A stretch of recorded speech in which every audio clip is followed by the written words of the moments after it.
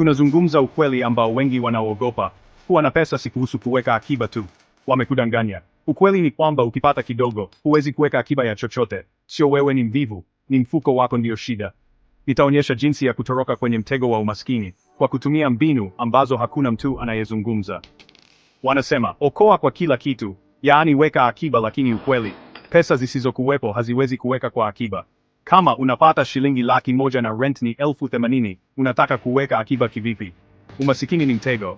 Hutatoroka kwa budgeting app au kukata kufanya matumizi.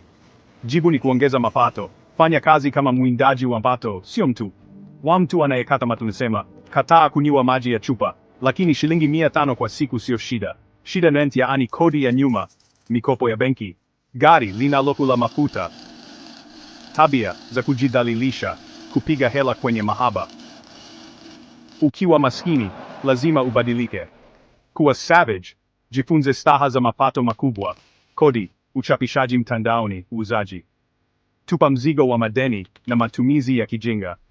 Fanya kazi kama mtu anayechapa mwendo wa pesa. Watu wengi wanakwama kwa sababu wanatumia kwanza, halafu wanaokoa mabaki. Ukimwacha mbeleni yako, hataishi. Badilisha, weka akiba 10% ya kila kipato, mara moja. Tumia kila kitu cha mabaki. Hii si ushauri wa kifedha, ni vita vya akili. Pesa zako za siku zijazo zinalia. Je, utazikwamua au utaziwa? Kuweka pesa kwenye akaunti ya benki si akiba. Jenga ukuta.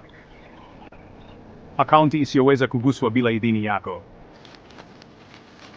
Tumia miamala ya kifedha yenye Dragon Firewall, mfano mabenki ya digital. Ukuta wa kifedha ndio usalama wako. Kuweka akiba ya pesa haukufanyi tajiri, kununua uhuru ndio lengo. Pesa zilizookoa ni backup plan ya kukimbia kazini kwa siku 90. Uwekezaji ndio silaha ya kujenga utajiri. Weka akiba kwa ajili ya kujifungulia milango, sio kwa kufunga mifuko. Kumbuka, shida sio kuweka akiba, ni kupata zaidi.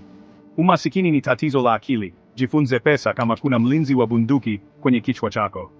Hakuna mtu atakayekuokoa, wala serikali, wala rafiki. Badilisha mtizamo, jipange kwa nguvu.